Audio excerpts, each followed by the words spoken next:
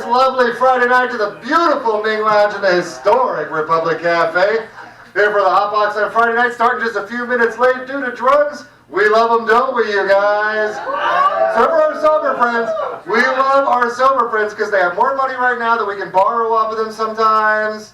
Right on. Thank you very much. I'm sorry, Chris is like, don't give away my secret, bro. He's like, not really more money. I'm just less scared of homelessness right now. You guys, tonight is HotBox theme. What is it going to be? What's the no joke challenge tonight? I'm going to say it. I feel like it's a little self-serving. I don't want to hear about a fucking straight pride. I'm not. Look, here's the thing. It's Pride Month, and I honor Pride. I love Pride Month. I just don't. Those guys are so dumb. They're so boring. They're so dull. First of all, I think Pride Month is great, but I'm going to be honest with you. I'm not a fan of the concept of pride itself. I'm more of a shame guy. But the thing I like more than shame is equality and fairness. And so what I say is, until you can get everybody else to get on the shame train, then everybody else gets free pride. We all get free pride, but some of it doesn't need to be stated. And also, just fun. You could just. It's not that hard to be gay. It's like actually probably like a lot of people are assuming. It seems pretty great. Seems like an option. I mean, just making that choice. Grown, your mother grows. Speaking of mothers, you guys, my mother is approaching 70. She is a classic leftist. She's a 70-year-old, but she is like right on mod if she had kept living. Some of you guys looked that up. It's on TV Land. And that's awesome. She believes like it's fucking dope shit. She's like, hey man, there's no such thing as an illegal human being, right? Borders are bullshit. They shouldn't exist. We're all together at the same time. She's 70 years old, so like, she keeps offering to shelter every brown person she sees from ISIS or ICE. I don't know if that's racist. Is that racist? And she's, it's awkward to say the very least. And plus, also, I'm kind of counting on that couch. I really don't want that to go away. What else we got, you guys?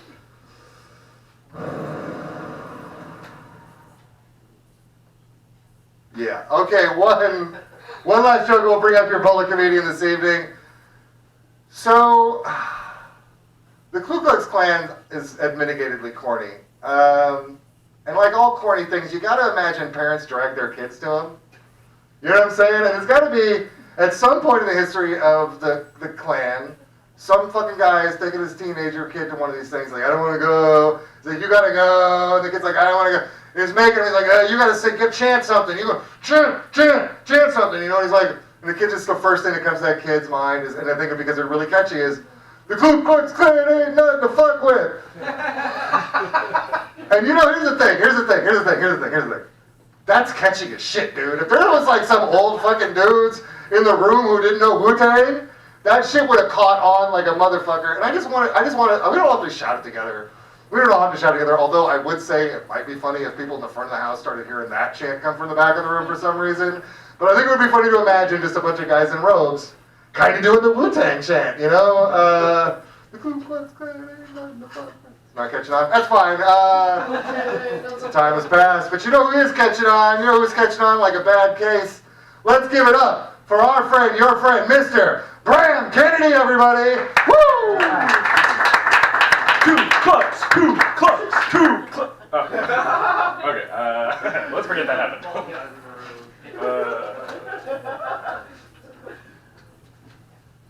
What's going on, guys? You just have red lights on you. Do you know that? Yeah. Can you see that from in there? Yeah. Okay, well, guys, I'm a stand-up comedian, so I'm a pretty funny dude. Might not be able to tell, but I kind of kill it around here. This is kind of my place. I invented the Ming Lounge. I put this wallpaper up. You guys aren't buying it. Okay. So Portland's funniest person is happening. It's not going to be me. See, what you're supposed to do is like you really want to start off with a bang and like get the audience going right off the bat. So here we are, guys. I have a twin sister. She's not an identical twin, because I have a penis. She doesn't. She might. I actually, honestly, I don't know. My sister might totally have a dick, but she never showed me, no matter how much I tried. No, we're actually like very different people. I was always really good at like math and science growing up, and then she was always way better at fucking. People get like like that's gross, but like I didn't. That's not like firsthand. No, that's just what my friends tell me. Yeah, I have really good friends, and a really good stepdad. All right. No, not Jesus. Jesus isn't real. God, I believe. Jesus, total bullshit. God can do anything, but like a man, this isn't real. This is just the back of a Chinese restaurant, and you're all on mushrooms right now. And you're all not here. Only one of you is here. And you don't even know if it's you. That guy he's not even here right now. We all just shared a hallucination. All me and all of my hallucinations. You guys aren't here, right? Because this would be super embarrassing if you were here. Please. Don't make any noise. I can't think you're actually here. This has to be like just me and a camera and the list of people I want to kill. And I get to watch them all do stand-up comedy. You know, sometimes you just kind of say shit. It's like, this is going to go somewhere, and then everybody's going to laugh. And then either you bail too early, or everybody in the room hates you and you don't even know it. That's just how it goes sometimes. I went to a KKK meeting once. On accident. It was a total accident. It was on Halloween. I went for Halloween, and my friend was dressed up as a Klansman. I was like, what are you doing? You can't, who dresses up as a Klansman for Halloween? And he was just like, all of us. Like, what? All of it? What? He's like, no, okay, well, Terry's not dressing up. He doesn't even know we're trick-or-treating. We're just going to go up to his house and burn some shit. And that's, after I told my wife about that, she divorced me. Woo! Yeah, shout out to fucking anti-racist, nice, sweet women who don't stand up for their KKK husbands. Give it up. Give it up for not racist women. How about that? We got one not racist woman who's down for the cause. That's cool. I believe in karma, and I think that eventually all of my shit's gonna get taken away from me, because pretty much everything I own is stolen, and I don't pay taxes. Okay. Well, I do pay my taxes. It's a pain in the ass. I actually just saw, like, I had to, okay, so I want to go to New York next week, and I don't have any money, so I took out a payday loan, which is, like, super irresponsible, but I already don't have my daughter for a week, so, like, we're just going to lean into this. But then they had me report, like, okay, well, what's your gross income, and then what's your net income? And I found out that, like, without taxes, I'd have $1,400 more every single month. But, you know, then we wouldn't have roads. And, like, how are you going to spend your money without roads? Fucking Amazon. Alright, guys. Fuck, man. I'm not even doing that poorly. I'm just really sweaty. There's a little red X on the floor. So, you know, if you stand on the red X, everybody starts liking you again. Yeah, they told me that would work. I knew it. I fucking knew it. Okay, I'm gonna back up off the X and get you guys to hate me again. Do one of these. Oh, how about people think I'm a good dad. Did I tell you guys I'm a dad? I shouldn't be, but I totally am. You just get babies. You can just have one. If you want a baby, you can just make one really quick. It's honestly, people say how expensive it is to have a baby. Nah, it's free. You can just do it. It costs more to not have your baby. You can just, well, okay, But once you have, I know it's like there's a lot. There's like a threshold. Once you do have the baby, it costs some money. But yeah, they always tell you that growing up. But like no one ever like lays it out for you how miserable you'll be without money. No, not that like my daughter's great. It's just like, man, she's so expensive. Recently single, so I'm just going off one income here, trying to raise a kid. It's not easy. Trying to look at some side gigs. I was hoping like prostitution would be like something I could get into. That'd be kind of cool. But pretty much the only prospects are dudes. Which I'm not like again. Like if I could find like a really rich, nice gay dude, I mean, I'm not gay, but I'll suck a mean dick to feed my daughter. Like that's my baby girl.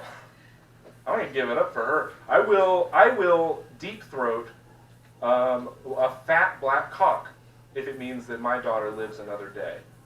And then I'll marry that man and I'll suck his fat black cock every single goddamn day for the rest of my life if it means that my daughter gets to have 2 dads, because some people don't get any. So that's where I'm sitting at the end of the day, you know, and yeah, so no, I'd never suck a black dick. Everybody have a good night. Thanks for him. So I am Mizz Jamie Paxton. I'm your other co-host for tonight. A little about me. I am a 40-year-old polyamorous pansexual trans woman. A couple of you are like, what the fuck does that even mean? This bitch got a cookware fetish? All that really means is my superpower is awkward eye contact. Doesn't have to be awkward though. Try to be approachable. I'm not easily offended. Carry crayons in my purse in case I need to draw pictures. It's easy. Relax. We're gonna have fun. So I gave up driving. Stresses me out. Gives me anxiety. Riding the bus gives me anxiety too.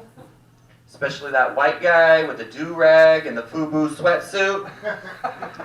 Looking at me like I have identity issues.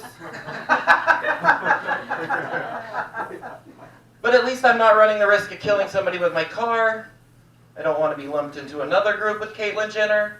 For those of you guys that didn't laugh, Google it. You guys, I'm gonna try something new. It's time-traveling Jewish comedian, Abe Epstein. Time-traveling Jewish comedian. Because why not? Wow, it's pretty far here to be in 1870s Oklahoma. Wow, yeah, right on. The U.S. cavalry sure is doing God's work, aren't they? You know, spreading plagues and killing children. Right on, thank you very much, thank you. Yeah, you'll all be dead by the end of the century. It's fine. Your grandchildren will live to see the First World War. It's wonderful. You guys. That's fucking dark.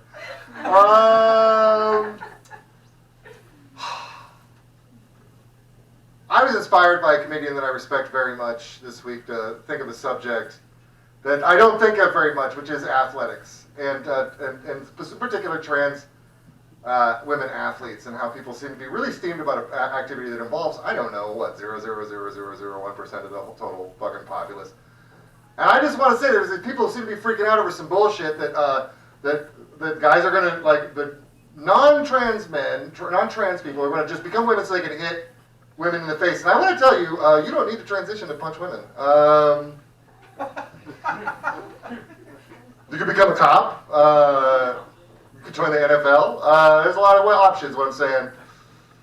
Still light out or something? Why is that? I know, it's all right, you guys. It's fine. I set the bar so that everybody else can do better. It's fine. Coming to the stage, fabulous man. He's going to New York. He's finally made it, like Alicia Keys said. Let's give it up for Mr. James Hartenfeld, everybody.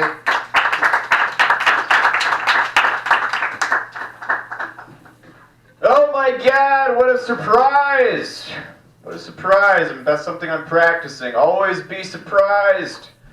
I didn't know I was next. I never know I'm next. Never know you're next at the open mic. It's always a rush. It's like someone in Portland's Funniest who's never done stand-up before in their life, and they just show up to the contest like, this is my year, baby. This is who I am now. It's great. I'm too comfortable in this room. The Ming Lounge became like the weirdest place I've ever been. Now it's just the nicest place I've ever been. I love it here. I love it here too much. I ate a bunch of asparagus and peed in the bathroom, and it didn't even smell. Like the bathroom just absorbed any potential odors, and it didn't even smell. I don't know why Bram would take ownership for this room, though. At the end of the day, like it's just like this is the most fearless crowd. No one in this crowd is afraid of getting Hep C. That's why we're all here. That's what brings us in. I'm gonna bomb super hard, so strap up. Hold my beer. Don't drink any of it, though. No sip stealing. Cool. All right, I'm gonna bomb here really hard. That's what's gonna happen. I just flew in from Vancouver, Washington, and boy are my arms racist. What's going on with all those? What's the worst blowjobs in the Pacific Northwest going on up there? I don't know why they give such bad head in Vancouver, but it's just bottom tier head. Every blowjob I get there is just this crazy, just the tip, vibrating motion, just and then just over the bridge, it's just thorough, it's nice. I don't know. There's so many videos on that you could study. I don't know why they're not doing that. You know what would be great? I love pizza. I love blowjobs. I want to get a blowjob from a pizza.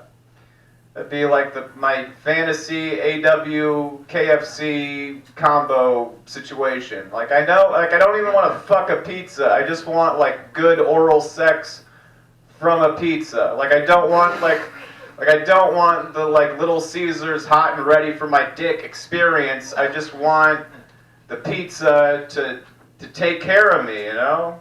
If you see me looking at this set, I'm just working on a character. I'm the fat, lispy, shitty kid from Stranger Things season 10 in line at an ATM.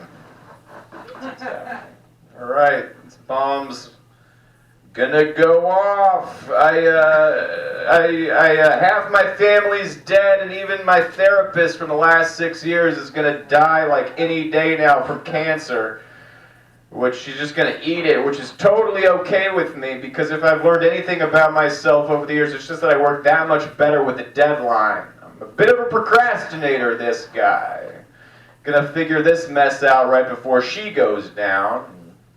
That's okay. It's 2019, so you know what that means? It's the month, year, decade celebration of mental health awareness, so I'm going to double down on the dead therapist jokes. Really gonna need a new therapist if I start to care about the dead one, am I right? Am I right? Yeah. Yeah. There's a lot more where she came from. That's alright. If you see me looking at my phone, just working on a character, burnout nephew of Mario Lopez in line at an ATM.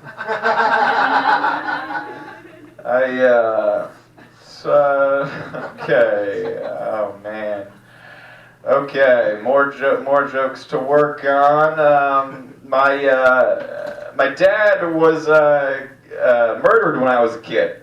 My dad was murdered when I was a kid. It was a cold case situation. They never found his body. There were like some guys that they wanted to put in jail. But they thought, like, none of them, like, they couldn't, like, prove anyone, like, did it. Mom watched a lot of Bones growing up. It was a big, Mom watched a lot of Bones. I don't think she ever cracked the case, watching Bones. And there was also perfect timing, because I don't really want to get into this anyways. Like, I'm not emotionally equipped to deal with this joke. That looks good, though. Brett, where'd you get there? Bluetooth.fm. Yeah, local. Cool. Right on. They said that my dad died as a victim of foul play. which was really a tough piece of verbiage to pick apart for a 6-year-old when you're watching Jordan pick apart the Jazz night after night, like, Dad died going too hard in the paint, and there was a foul on the play, and that's how he died. I don't know. I don't think my dead dad jokes really have a place in jokes yet. So thanks for working with me on this, guys. The worst part about it was the year. There was Titanic soundtrack came out, and that's just what I remember the most. Is like just my heart will go on. My mom just locking herself in her room, just listening to that, and the Lion King fucked me up. I couldn't handle it. But I think this foul play situation made me a really good basketball player growing up. I was above average youth basketball player, and now I'm just bragging about myself. Look at me go. Oh, fuck. This is, gotta find the joke here. I wound up reffing basketball, and I think that's why I admire people who are responsible for other people just because looking out for number one is tough enough. Like the other day, I ate a bag of Reese's Pieces for breakfast. Like not even the cups, at least go for those next time. Make it a meal, be good to yourself. But I think I empathize with bad leadership because I was a 15-year-old basketball referee, and I didn't have any, they gave me a whistle. That was too much power for a 15-year-old to have, running around out there making decisions. It was bad. I was a good communicator on the basketball court, a bit of an over-communicator on the basketball court. I was like, screen right, but don't block out your emotions because it's important we connect with people at some point. Swing it, but it's okay to be selfish at some point. You got to take care of yourself and your own needs out there on the basketball court. Okay, we got a lot of work done here tonight. That's why we go. That's why we go to the Ming Lounge. Thank you, guys.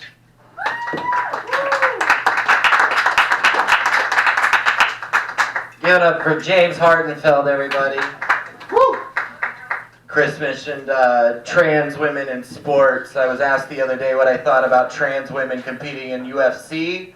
The short answer is I don't. I've spent my entire life trying to escape the societal cage without getting hit in the face. I'm not a big fan of my face, but I don't think that's gonna help.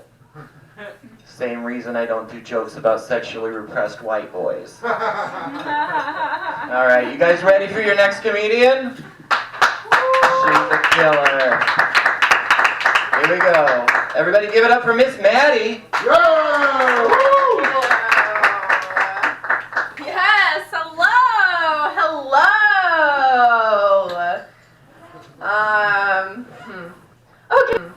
Okay. Well, despite how I look and how I talk and how I'm acting, I do have depression.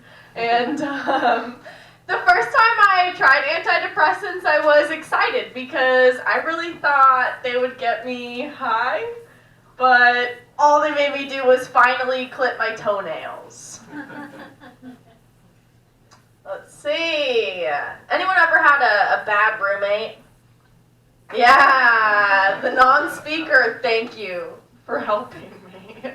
Yeah, no, a lot of people have had bad roommates. Like, my last roommate, she was like a mean girl. Like, she would comment, she would make fat comments when I ordered pizza, and she would brag about how pretty she is. And she is very pretty, though. Like, if she just applied herself and gone to college, she could have totally been murdered. So, I've decided that I'm gonna let myself go because no one's gonna care if I'm pretty when the robots take over. Like, all robots care about is learning. And so they might spare me if the genius robots need a college dropout to explain irony.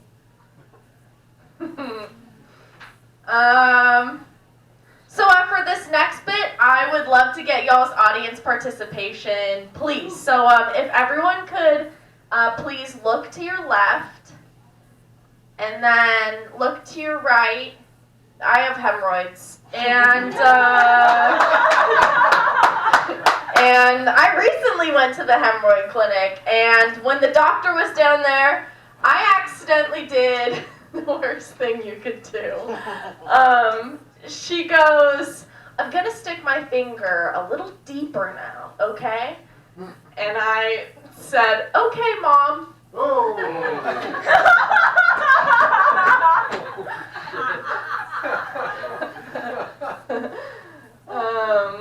Let's see. My grandma has this saying. It goes, the grass is always greener on the other side. Because unlike her neighbors, she respects there's a drought. No, I want to be more like old people and how they don't care about anything. Like, no one's 97 and still washing their hands. Like my grandma, she doesn't care. Thanks, Boatwright. Thanks for that. My grandma doesn't care. She keeps bringing me souvenirs from places she visited on vacations I wasn't invited on. And she should get an award for particularly bad souvenirs. Like, she went to the market in Tijuana and got me a Disney shirt on clearance. She texts me when she's traveling, just letting you know I'm safe. Safe, you're in Canada. Like, their national tree makes candy.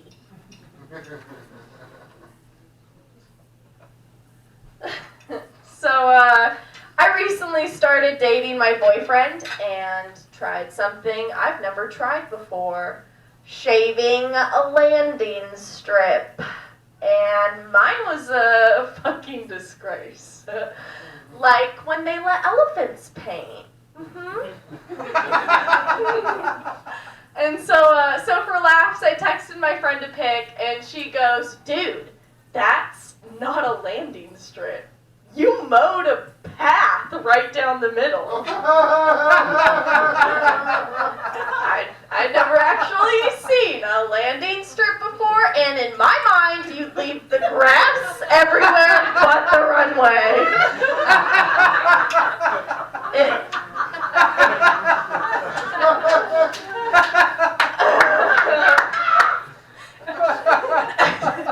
It looked like a meteor crashed in a field. Okay, Unmoss, huh? I know my boyfriend's the one, though, because our health problems combined are sexy. I have carpal tunnel in both hands, so I wear double wrist splints. And my boyfriend wears a CPAP mask. And sometimes we play Batgirl fucks Bane. Thank you guys so much. I'm Miss Maddie. Bye. Woo! Miss Maddie, everybody. I also say Miss Maddie's mom when I'm doing butt play. You guys, I write jokes once in a while. Don't get high when you open the mail. I'm just going to tell you right now, do not. I'm a Wake and Baker, and I got to not open the mail when I get high first thing in the morning. I confused next door and back page, and now none of my neighbors will talk to me. I know who's cool now. That's right, hookers are right. Sex work is work, you guys. That's not a joke. It is. It's fucking is. I was a child sex worker, which is like you don't even get like minimum wage. It sucks. I got comic books. These good comic books. If I was honestly on me that I didn't hang on to those comic books because like 30 years down the line, some of those issues were worth a lot of money. Bad investment. Let's see. Okay, here we go. For your next comedian, my last joke of this period of me being in front of you. I know people are like, oh, thank God, Jesus Christ. So, I was recently exposed to kind of a new, well, I say new, I don't know how new it is. It was new to me, sexual phenomenon, and that is part of, it's a practicing that people often engage in the DS or the BDSM lifestyle engage in, and that is butt hooks. Hooks in the butt, butt hooks, butt hooks. Hooks that go in your butthole. Not my butthole, maybe I don't know, I'm not judging, but they go in a butt, we'll just say a butthole. And I don't know what the deal is with the hooks in the butthole. I don't know if there was like a catch and release situation. or people were like getting away. Maybe people were getting away. I don't know. Here's the thing about butt hooks. So I've watched a lot of fishing shows, and when the fisherman takes the hook out of the person on Bassmasters, he's just real nice to the fish. He pets it. The little guy, he's real get away. He's happy. He'll just move right along. When they take the hook out of the person's butt on the internet, they just spit on her. They are not nice at nothing right now. You guys, is this an audience, or are you just accurately gauging my abilities right now? It's very informative. It was very informative. I told you I'll send you links, goddammit. You guys, coming to the stage is somebody who I don't know if he's into butt hooks or not, but if he was, he'd fucking master him. He'd be all about those butt hooks if he was into them. Maybe he's into them. I don't know. He's got the walk. He's got big butt hook energy sometimes. Let's give it up for one of my favorite people in the whole fucking wide world, Mr. Brian Bixby, everybody.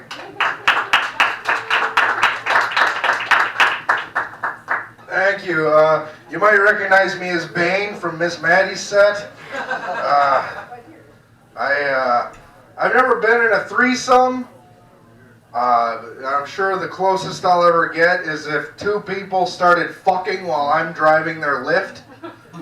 I think that's the closest. I got jerked off in a lift once. You want to hear about it? Well, you're going to.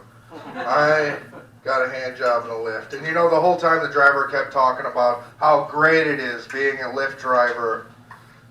And I was just like, well, I'm about to prove you wrong. You're about to have 1 billion more passengers. Let's see how you like that. Take that. That's what I say. I have a small penis. Yes. Yes. All right, I do have a small penis, but it's circumcised, so that's good. That's good. That's the last thing my dick needs, a slimming hat. You guys wear small penis. The last mic I was at, I said that I have a small penis, and a woman in the back was like, that doesn't matter if you have big hands. And I was like, why? So if a woman laughs at your penis, you can punch her in the face? Why do big hands matter? I wouldn't do that. I would join in. I'd be like, yeah, I know, it's so tiny, isn't it? You ever just stand in the shower screaming, loser, at your stupid dick? You ever talk to your dick like your dad talked to you? You're not my real dick. Just really mad. Really pissed off. I get mad at it.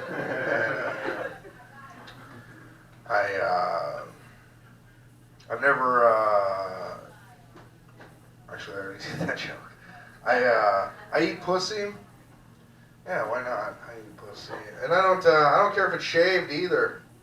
I don't, I've never stopped eating a ham sandwich because I found a hair on it. Like, why would I stop with a vagina? I kind of like it that way. I don't know. I like a vagina so hairy it looks like it's wearing a disguise, Like it's an 8-year-old trying to take out a loan, Yeah. Like, I'm a grown man. Like, oh, okay, pussy. All right. All right. Yeah. That's fun anyway. Whatever. I used to be a janitor at PSU. And people would always say to me, they'd be like, hey, college chicks, right? College chicks. I'm a fucking janitor. Like, the only way I'm going to get lucky is if I find a bunch of change in the urinal. Like, that's... College chicks don't want college janitors. They're more likely to fall in love with their kidnapper than they are a janitor. So yeah, that's where we're at. I recently witnessed something very racist. I was visiting my hometown in Wisconsin, and that was it. It was messed up. I was like, wow. Anyway, we have a saying in Wisconsin. It goes, fuck, I live in Wisconsin. This sucks. How can we raise our child here, cousin? That's what we say. It is. I watch a lot of incest porn. I I watch a lot of incest porn. Not for the sex. I just like to fantasize being from a different family. I do. I watch it and I'm like, wow, look at this. Both parents are there. That's so sweet. Wow. This is nice. It's always like a middle to upper class family too, you know? Nobody wants to watch poor incest. Like, that's just sad. You know, just by the end of it, you're just like, oh my God, I need to brush my teeth. Like, wow, these guys are, I don't want to look like that. You know, poor porn. You guys have watched it, right? Kind of porn that reminds you to vacuum your floors. You know what I'm saying? You're like, wow, it's dirty. I need to fold laundry too. Look at this. These guys just banging on a pile of dirty sheets. I gotta do the laundry every time I fuck. I gotta clean the sheets. 'Cause I sweat a lot. I sweat a lot when I fuck, I do. Oh, yeah. But I'm a gentleman, you know. When we're done, I'll wipe you down like gym equipment. I'm very nice. I'm a sweet feminist.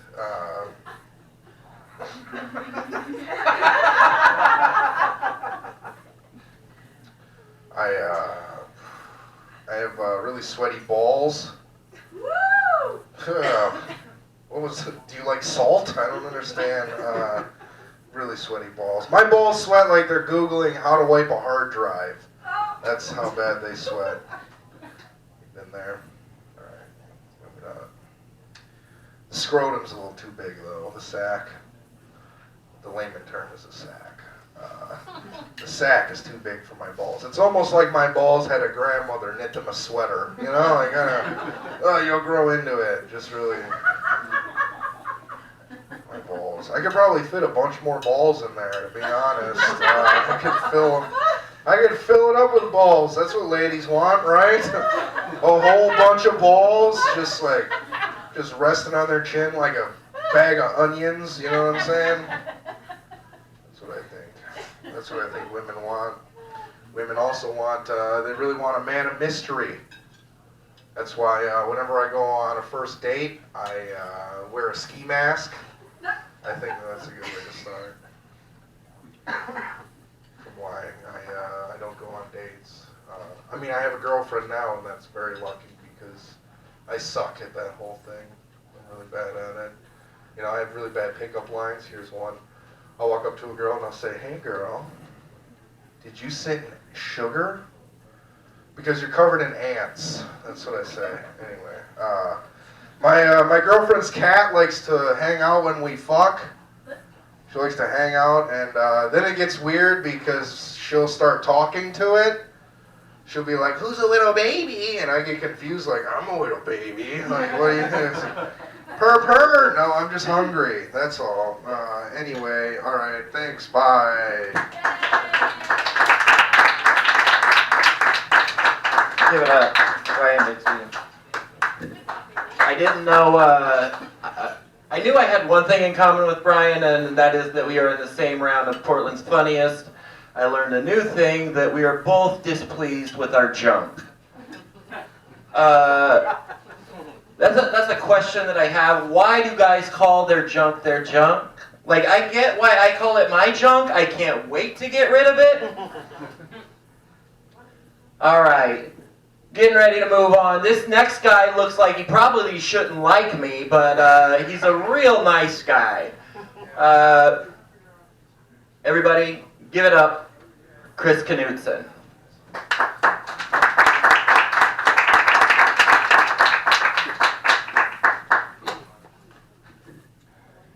Give it up for Helen Hunt, everyone. Helen Hunt, I loved you in Much Ado, or what was it, Mad About You. I just didn't realize your dick was bigger than Paul Reiser's. Oh man, I was so dreading doing that joke. I love you, Jamie. Your comedy is fantastic. So as Chris mentioned earlier, since you're all a bunch of alcoholics and stoners and drug addicts, I am not. Next month, if I make it, I'll have 11 years clean and sober.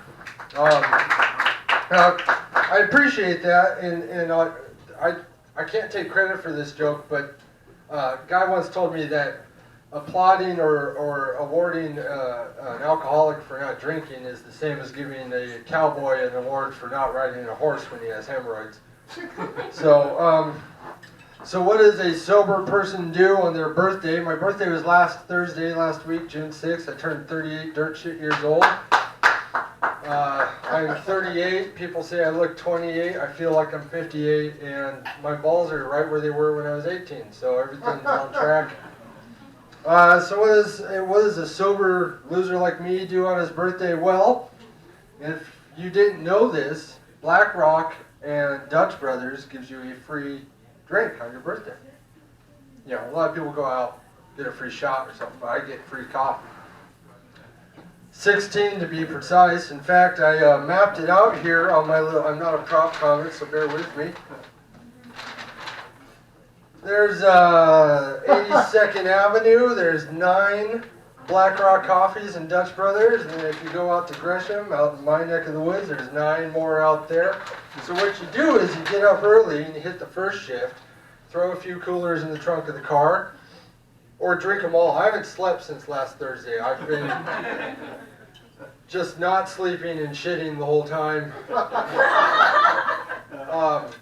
I like to get the quad shot blended caramel white mochas, and so you get up early, you hit all those, you head out to Denny's, you get free Grand Slam breakfast at Denny's. Now there's 2 of those nearby, so you can hit, there's one at Mall 205 and then there's one on Clackamas. So now you're jonesed up on maple syrup and fucking bacon, which is, I mean, if you're true-blooded American, then you maple syrup and bacon. So then you hit 82nd, right? I go down 82nd, I'm buzzed off of my 6th quad shot mocha. And I got points of interest, which are all the little orange arrows on there. Those are Home Depots, Goodwills, places I've had sex before that I might like to revisit, ex-girlfriends' houses that I might want to toilet paper, egg, or burn down. So I go out there and I'm just jacked up, and now I'm horny. Now I'm horny and lonely. And so I figure, well, maybe, I mean, if Black Rock and Dutch Brothers are giving away free stuff and Denny's and whatnot, maybe hookers have like a special birthday price or something. Maybe I could get like a free birthday blowjob, you know? Little half and half or something like that. It didn't go quite as planned. She kind of looked at me funny, but it was the first time ever I've had a hooker haggle down her own price. Yeah, I asked her how much for a blowjob. She says $20, and then she kind of rubbed her eyes and looked at me and said, "Not 10." Nice. Yeah. So then what you do is you go to Red Robin, right? Now there's like 3 of those around here. There's one in Clackamas, and then but here's the deal. You can't cheat the system. You can't cheat the system there, because all the other places, you see, I'm buzzed. It's all the fucking coffee. It's all the fucking coffee. 4 shots of coffee. 4 shots of coffee in every cup of coffee. If you go to Dutch Brothers, they actually put espresso in with the 4 shots, or excuse me, not espresso, coffee. Coffee is actually in with the 4 shots. So there's 4 shots plus the coffee bean, the regular coffee bean. Are you following along so far? Okay, so we're on like our 10th or 12th mocha by now, and I go to Red Robin to get my free Whiskey River barbecue burger, all the campfire sauce you can legally give me, and that's how I spent my birthday. No one else thinks that story is funny either, but I had 16 quad shot mochas in one day. I spent all day driving around. I even took the day off of work. So what money I could have made at work, I probably could have bought about 24 quad shot mochas, which means I wouldn't sleep until next HotBox next Friday. That's what sober people do on their birthdays. You're all nursing hangovers. I'm just shitting and jacked up on coffee. So here's a joke I don't have a segue for. I want to know, when I was a kid, I remember the letter X being attributed to 3 things that you could think of. X-rays, xylophones, and X-rated. Now it seems like every business, every ad, every marketing campaign, it's always Mega X and Gen X and Triple X and all this. It gets sprinkled out there like we're not even gonna fucking waste time creating new words with the letter X. We're just gonna use the letter as a word, and you decide what the fuck it is. Like, they just throw it in titles and products that are way funnier than that joke. But But yeah, here's the thing: is you stoners later on, when you go home and you get baked out, you're gonna be like, "Fuck, he's onto something." And then you're gonna see, actually, yeah, see, it's still not funny. No matter how hard you try, don't force it. It's not like it's not. It's a lot like anal. You know, don't force it. So no, I'm not doing that one. That one sucks too. Oh fuck. Oh, so I went to the DMV. My license expired on my birthday. That was I did that the day before because I don't think the new picture on my driver's license would have been that good had I had a quad shot caramel white mochas just beforehand. I don't know how high speed those cameras are at the DMV. It just would have been blurry, you know. Which would have been fine because if it was like a red light camera, you know, maybe it would have matched my DMV photo. If I was speeding through the red light, it would have just been a blur, and that's him. No denying that. Guilty. But what I realized at the DMV is I also took a concealed carry class, and it dawned on me that how similar the people were, that most of the people that were there trying to get some kind of permit should not be allowed to have that permit. That's all. Thanks.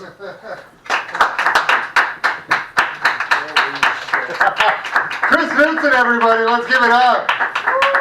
You guys, I think I figured out that $20, $10 situation. I think from a distance, and I think everybody will agree with me on this, you look like your dick would be a lot dirtier than when we get up close to you. So, you know, she's like, that's $20 worth of smelly dick. And then she's like, well, you know, she's like, oh, yeah, $10 worth of smelly, that's fine. It's $10 dick.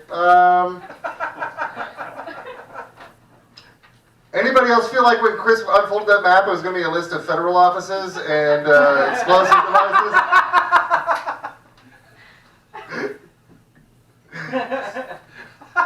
Let me tell you something. You guys better be more supportive because actually every minute he's out doing stand-up comedy, he isn't mixing fuel oil and fertilizer together and like looking at Timothy McVeigh's picture and just jacking off like a maniac. Is he night ahead of me? Oh, you really?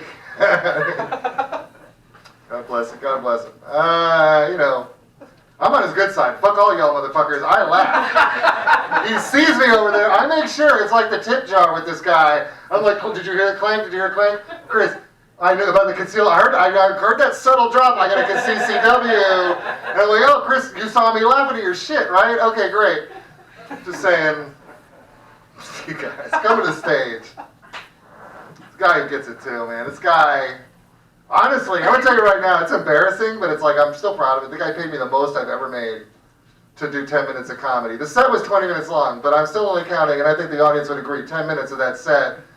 You guys, come to the stage. He's a beautiful human being. I love him so much. Let's give it up for Mr. Christopher Cox. No, just Chris Cox, not Christopher. Goddamn. I mean, it's okay. None of these people give a shit what my name is anyway. It's fine.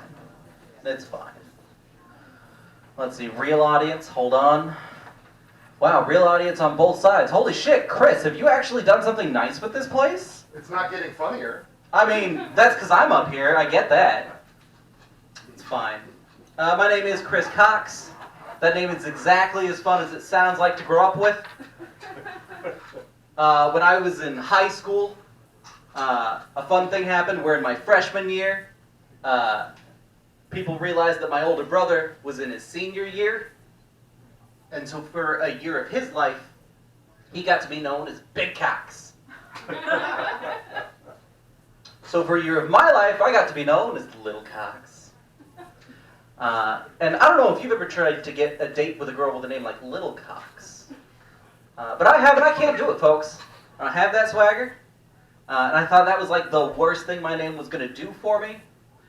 And I was wrong. The next year I broke my leg. And I had to walk on crutches for a while to get around. And it turns out there's a fun term for someone who has to crutch around for a while, and that's gimp. And I don't know if you've ever tried to get a date with the same girl with a name like Gimpy Cox. But I have, and I can't do it, folks. Every single date ends the exact same way. The safe word is pineapple. Zip. I want to point out I'm in the mask for that joke. It's important, I think. I'm not tying other people up. I'm not that threatening. Now, when I was in my fourth year of high school, my dad found out that I might not graduate on time. And so he informed me that if I did not, he was going to legally change my middle name to Loves. And Christopher Loves Cox is not a name I think I can pull off, guys. It's not for me. Which is exactly what I told him when I handed him my diploma on fucking time. Okay? I'm not saying he's like the best father ever, but he was never dicking around about my education. It's fine, that pun's for me. It's cool. Let's see. Sometimes people will tell me, like, you make a great dad. But like a week ago, I lost my car for 23 hours. Like, I need you to understand, no one stole it. It didn't get towed. I parked it somewhere that it was safe and easy to get to, and then could not find that spot. Just did not know where my car was for 23 hours. And like, I tried to post online, because a lot of my friends live around that area, because there's an open mic near there. And I was like, hey, if anyone sees my car with this license plate, let me know. 40 fucking comedians flood this post with nothing but gifts from Dude, Where's My Car? And fucking Zoltan every time they see me. Ain't nobody said shit for 23 hours about where my car is, though. Comedians are great friends, guys. At one point, I made a post about mental health awareness, because that's important, you know? Like, go see a therapist, talk to some people, get your shit worked out. It's great, okay? However, and during this post, I had also happened to casually mention that I get severe anxiety when I attempt to buy underwear, and that I haven't had a girlfriend in a while, and I am now running out of underwear without holes. And everyone was real supportive of the first half of this post. Everyone paid a whole lot of attention to how great mental health awareness is. But not one of 40 fucking comedians was going to step up and help me buy new underwear at a Walmart. And I think that's bullshit. Like, what the fuck? Oh, he's not even in here. He abandoned me. That's fine. It's okay. Where else are we going tonight? Oh, you know, comedy takes you to a lot of weird places. One time, I was at a comedy competition in Tacoma, and it went so great that at the end of it, the lady running it showed up, and she was like, hey, if you would like some more stage time, you can just come back tomorrow night for a rebound match. And I looked at this lady and I said, look, 40 minutes away from here is a furry convention where my dad is at, with a girl I slept with in college. And I'm going to go to that instead. And guys, I did. And don't do that. Do not ever, ever, ever put yourself in a position where you may have to witness your father buy a full-on Tony the Tiger outfit to fuck in. It will ruin breakfast for 2 straight weeks. I'll be honest, I still can't drink milk, guys. It leaves a sour taste in my mouth. It's fine. It's fine. We're just going to keep getting weirder, so, you know, strap in. At one point, a fun thing happened where I did comedy. I did this in front of people, and a lady gave me her phone number. I know, I'm shocked too. Believe me, it's fine. Now, when this happened, we eventually go on a date, and then we can make it back to her place, and she's a lady, so I'm on her couch, and she's, you know, slobbing my knob. And I don't know if you've ever had this moment, but like, I thought I was gonna make frosted Wheaties, and instead I made strawberry frosted Wheaties. Okay, I get this. Some of you get this. Am I being too delicate? I came blood on another human being. And like, here's the fucked up part about that. Is if you go to WebMD and you type in came blood, they ask you one question. Are you under 40? And I'm not, so I said, and I am, so I said, yes, I'm under 40. And it goes, no big deal. That's it, guys. If you go to WebMD, you tell it you came blood. As long as you're under 40, you're good to go. Just strap in for next round. And like, I could get a splinter in my finger and get 5 different cancer diagnoses from splinter in my finger. But apparently, bleeding out your dick, you're fine. It's fine. It's no big deal.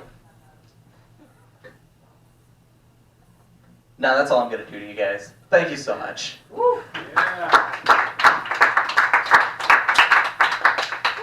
Give it up for Chris Cox, everybody. All right, we're gonna keep this train rolling. You guys ready for your next comic? Yeah. All right, everybody get your hands together for Kevin Perez.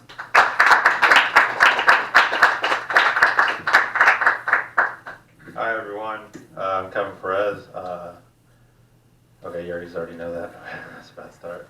How can the earth be flat if I keep getting curved?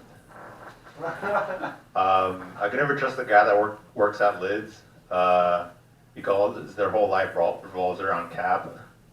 I can't trust a dude who just spends his whole life capping like that.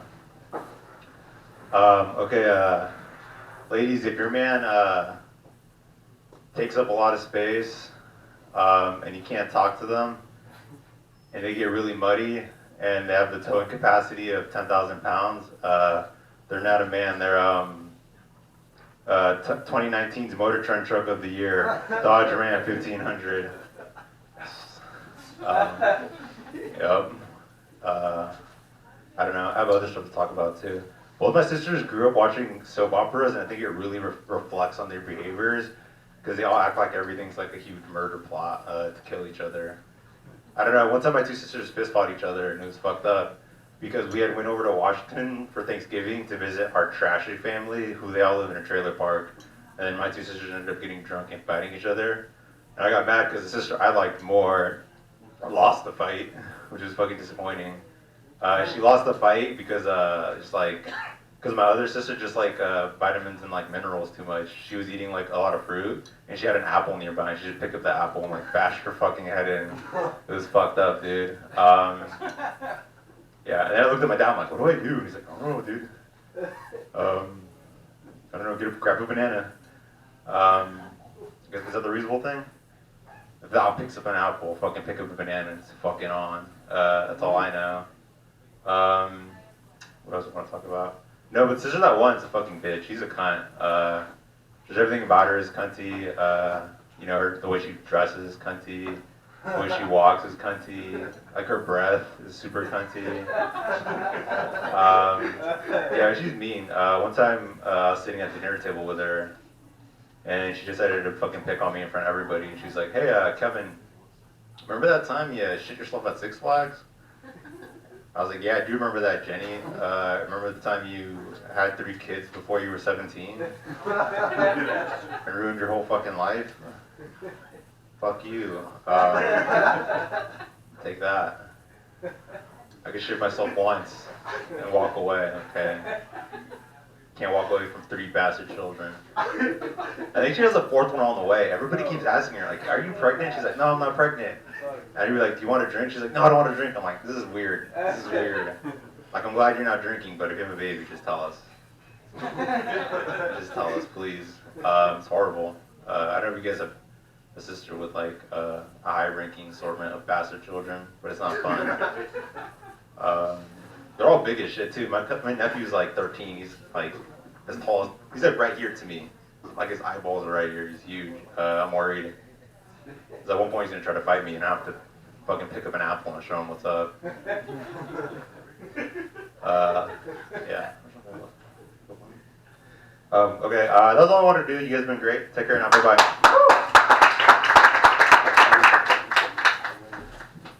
Give it up for Kevin Perez, everybody. Keeping Portland weird. They do say Portland is a weird city, and it's true. I know that because a white guy from Ohio told me the other day on the train. Yeah, right before he asked me the directions to the gay strip club. It is true. I was walking down Alberta the other day, and white guy with a blue mohawk, glitter beard, rainbow suspenders, and a flannel shirt. You know him, Portland guy, walking a goat. And not like a cute little pygmy goat, like a goat. Like he was walking his German Shepherd. And people look at me weird when I play with my Rubik's Cube on the bus. All right, speaking of keeping it weird, you guys ready for your next comic? All right, put your hands together for Ernest, everybody.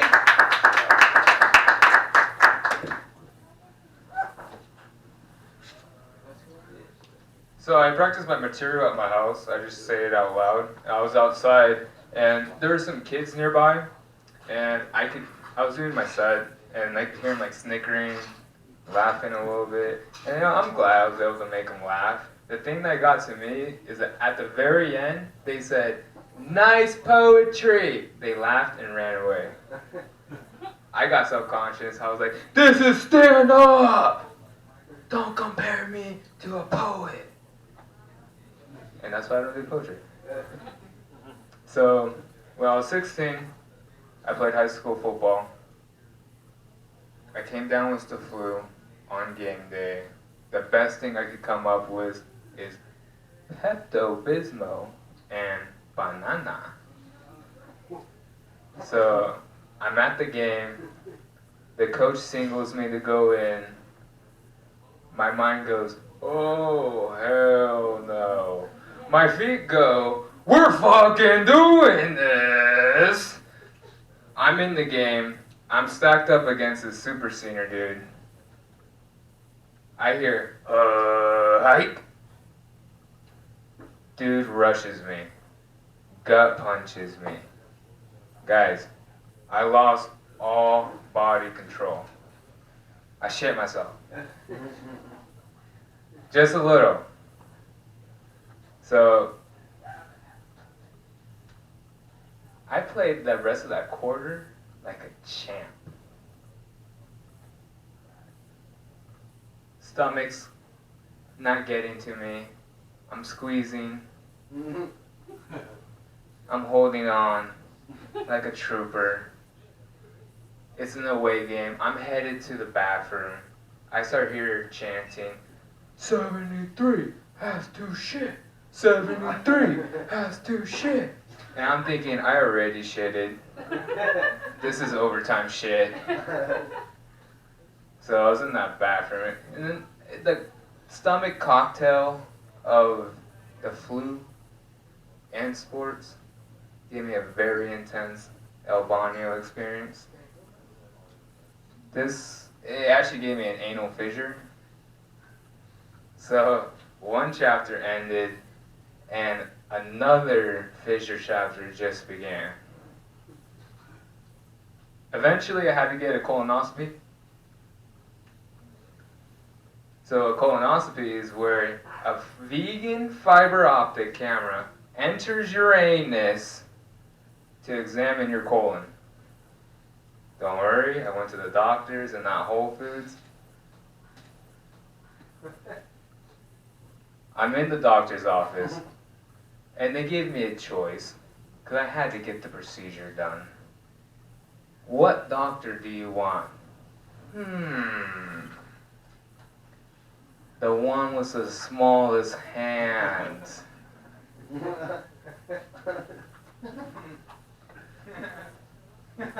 So when the nurse has to do a pre-clean, they have to use an enema. With no foreplay, she shoves it in me. That looped tip was as wet as a Sahara desert. It was dry. So when the real doctor came in, Doc was a professional. He knew his business. This guy was a gentleman.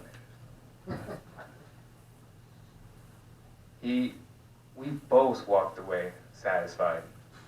A real happy ending, if you know what I mean.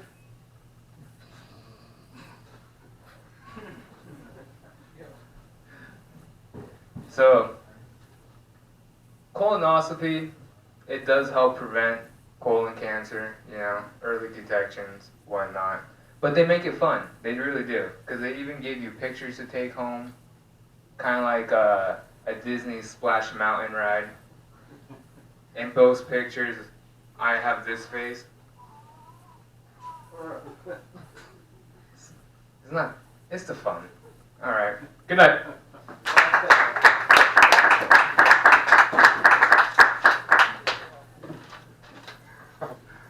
Let's give it up for Ernest, everybody. You ever feel like a comedian being bad at mic etiquette is just trying to milk some applause out of you guys? I appreciate you guys for not rewarding that instinct at all. Thank you so much. You guys heading out? You guys gonna go buy some smack? Because I'm about out of here. Just hang on to some for me. I have my own spoon and everything, you guys. Man, you know, Ernest really reminded me of something, sort of a parable that I learned as a comedian, and that is the greatest trick that Andy Kaufman ever pulled was forcing everybody for generations to go, is that guy unfunny on purpose? You guys should be asking that about me right now. You guys coming to the stage, somebody coming all the way down to from Seattle, bringing it hot, bringing the heat. Let's give it up for Bobby. Woo!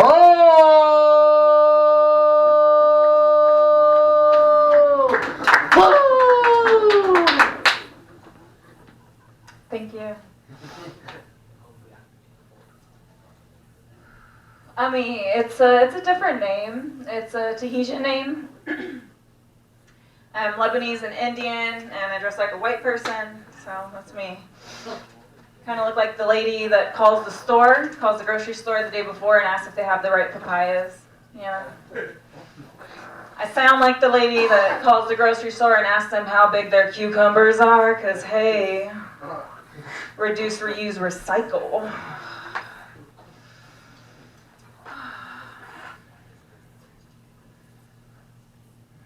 I have a similar premise to the young lady that went up earlier. Kind of wanted to start a new trend. Wanted to do the side shave, but vagina style. You know, like bumpers at a bowling alley, just, no. Right down the middle, everybody wins. Yes.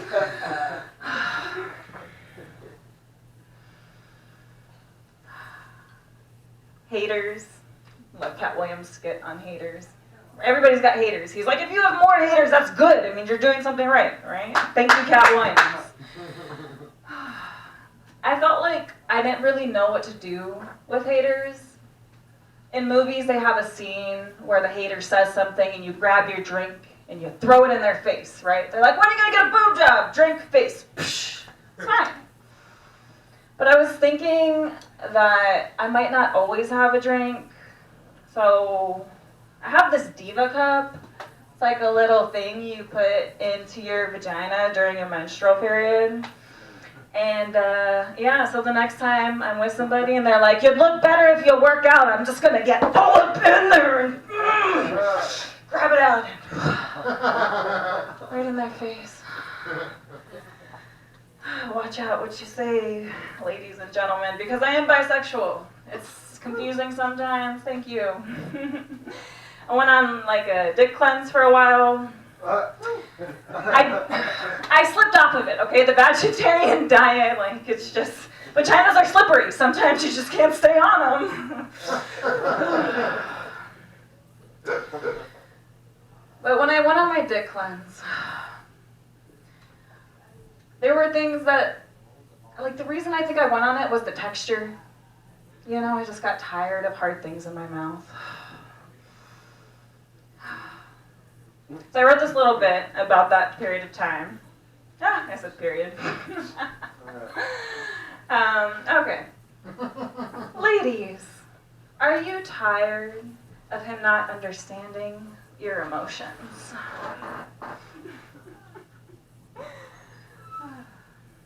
Does he take your time for granted? Does he have trouble wiping his booty? I've heard many ladies complain to me about things they wish their men would do, and I have a simple solution for all of you ladies. Thank you, gentlemen, for listening. Switch your sexual preference from male to female. That's it. You heard me right. By switching your sexual preference from male to female, no longer will you suffer from headaches, nausea, or vomiting. He won't be talking your ear off, you can't get pregnant, and no more crazy diets. Your new girlfriend has a warranty for picking up after herself.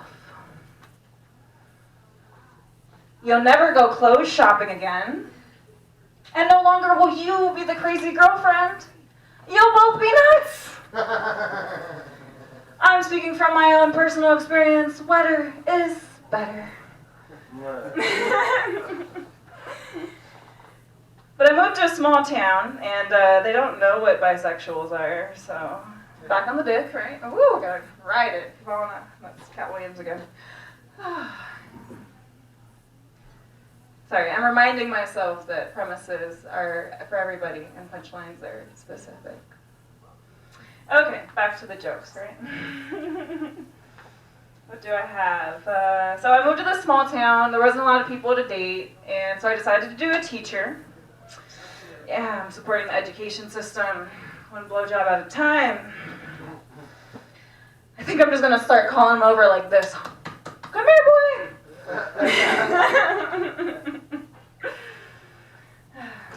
The thing that happens when I start dating people is they realize that I have small breasts.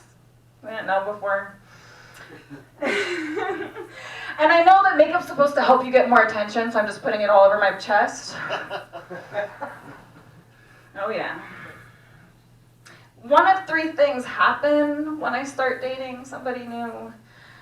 There's the no hand touch. It's just like, oh yeah, stomach, neck, head, baby.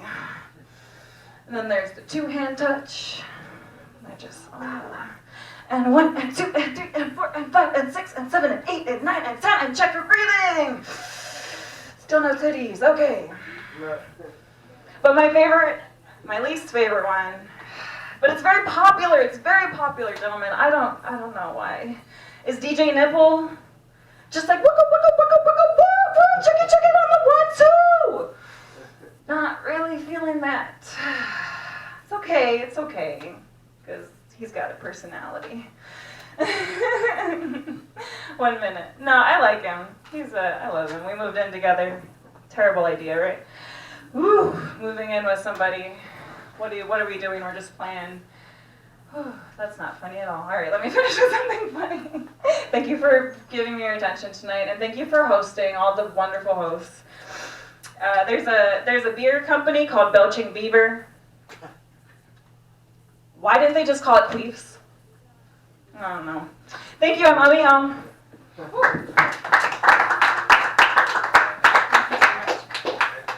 Umi home, everybody. Put your hands together one more time. Thank you. Just talking about dating. My first fling in high school was with a girl who turned out to be a diesel mechanic. Yeah, the first time we were gonna have sex, she's like, "Where do you want to do it?" I'm like, somewhere no one will see us. So she took me to the blind school parking lot. She moved her tools and put a towel down. More than I could say for my Tinder dates. Just Catholic guilt and sexual repression. All right. You guys ready for your next comic? Very, very funny. Everybody give it up for Mr. Brett Baker.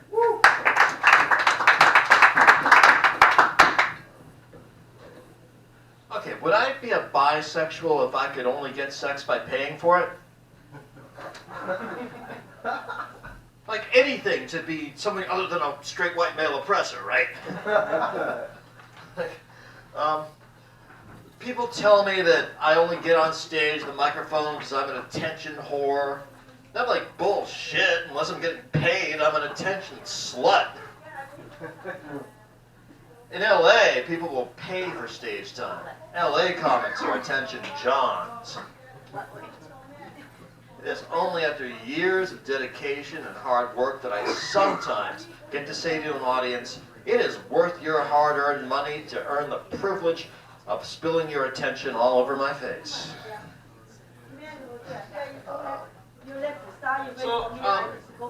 Apparently that prisons have this problem that they can't, they're having trouble executing people because it turns out lethal injections are extremely painful.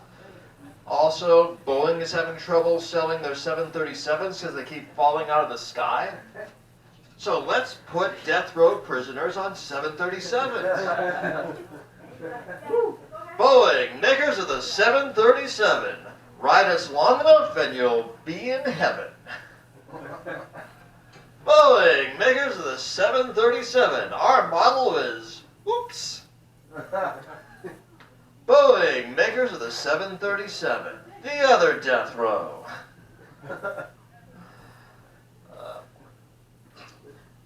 I have a brother who married a Finn, who lives in Helsinki, and when I went to visit him, I found out that Europeans are so racist they hate other white people. My brother and I are walking down this beach, and these kids see us, and they go, "Go home, Norwegians!" My brother and I are descended from Lithuanian and Latvian Jews. We are way hairier than Norwegians. In a highly educated country like Finland, I expect higher quality racism.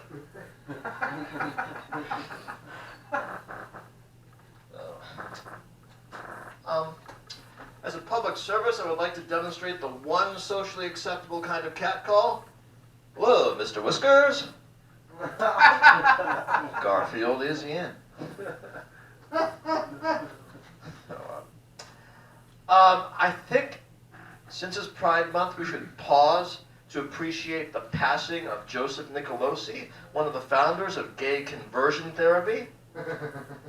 Don't anyone feel sorry for him? Rotting in the grave is just an afterlife style choice.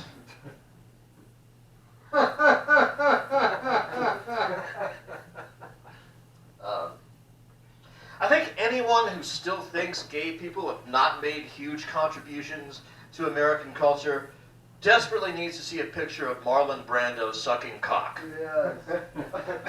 It's a real picture.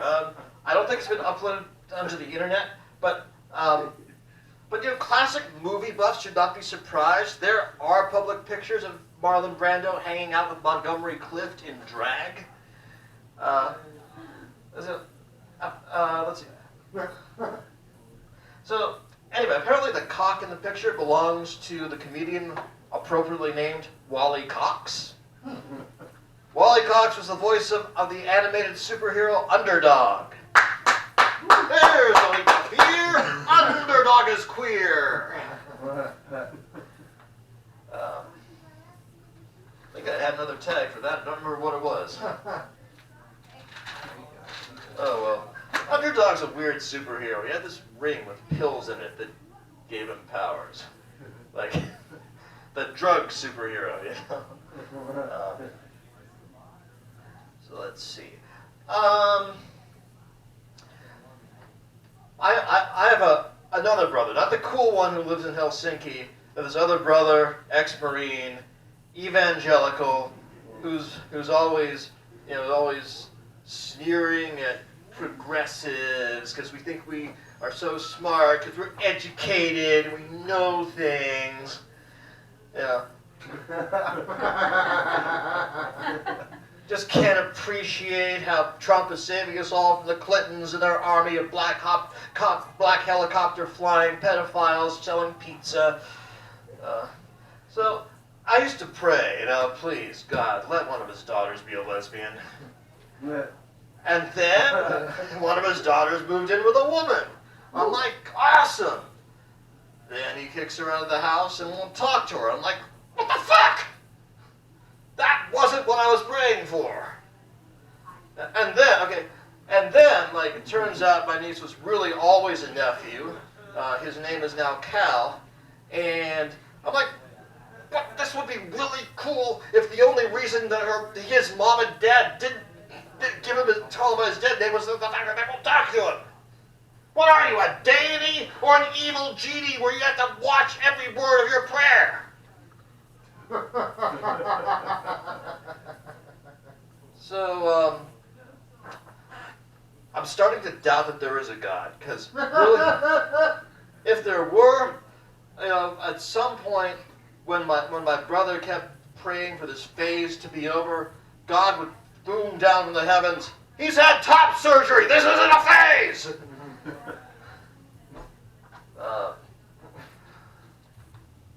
let's see. What else do I have to say on that subject? Yeah, that's it. That's it. Thank you very much, everybody.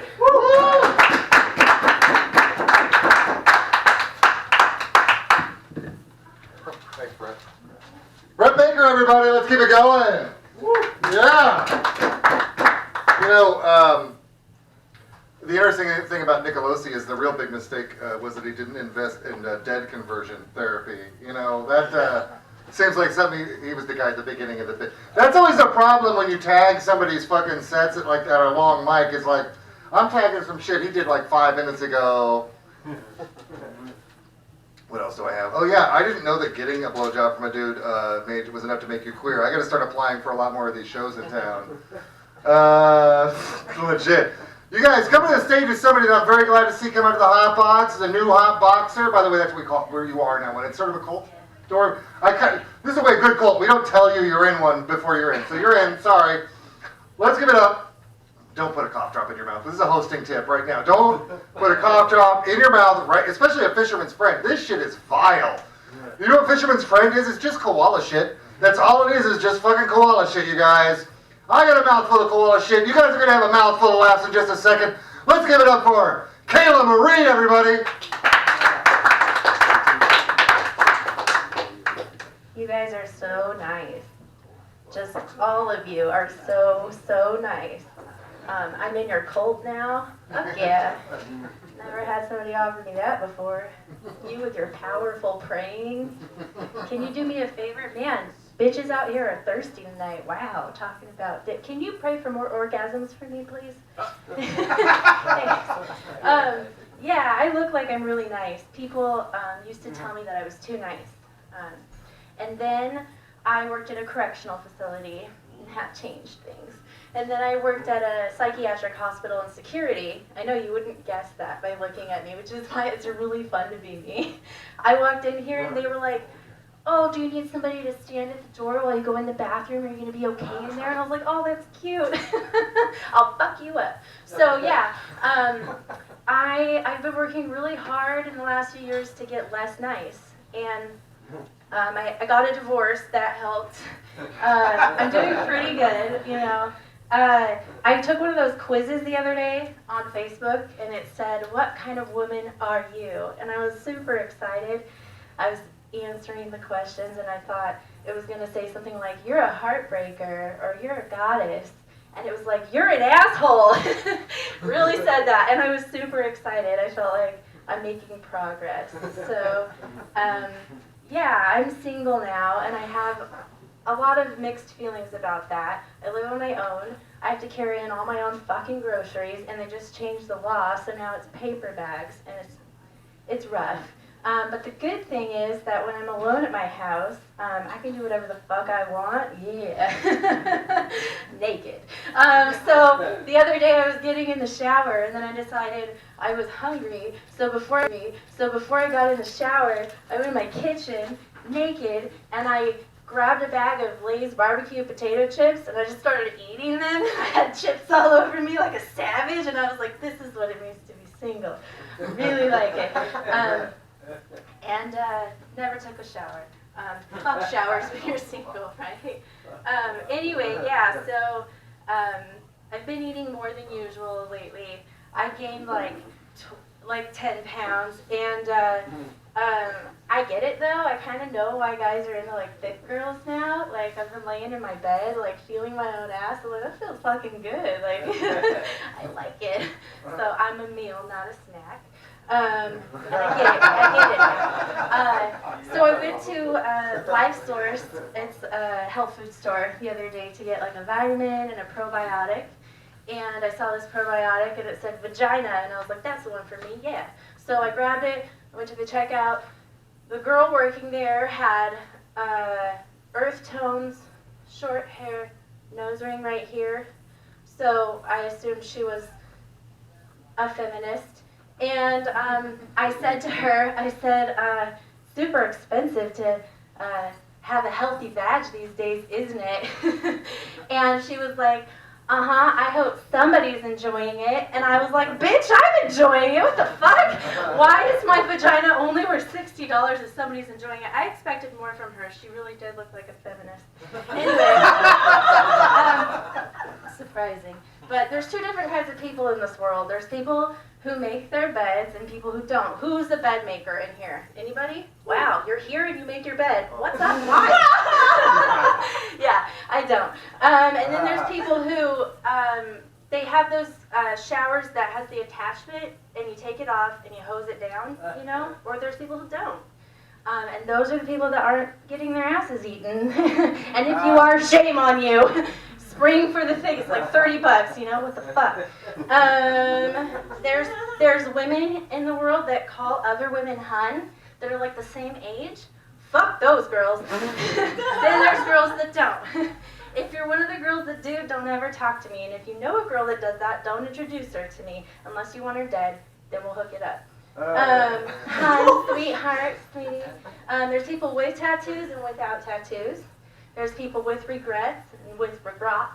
Yeah, I like that joke. I don't have any tattoos, but I almost got one the other day. I have a lot of like fuck you energy right now, and I almost got a tattoo like right on the back of my neck right here that said fuck you, and then I didn't, and I'm glad.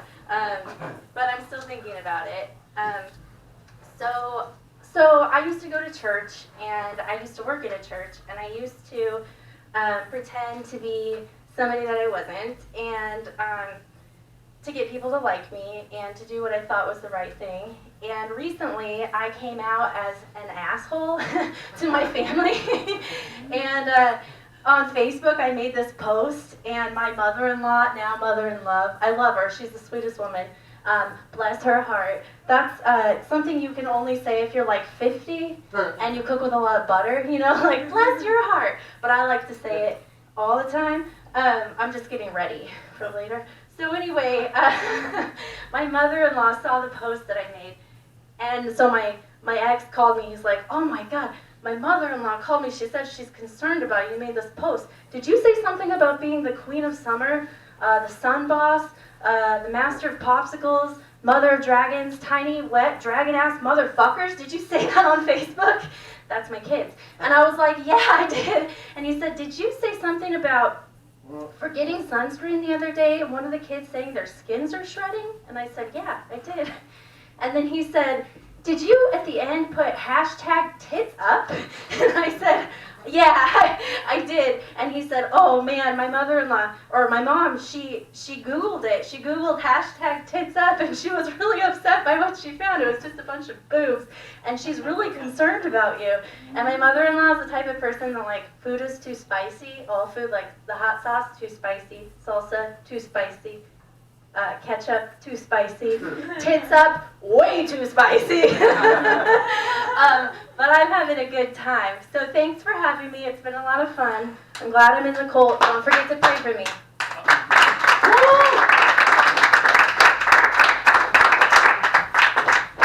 Kayla Marie, everybody. Yeah. Yeah.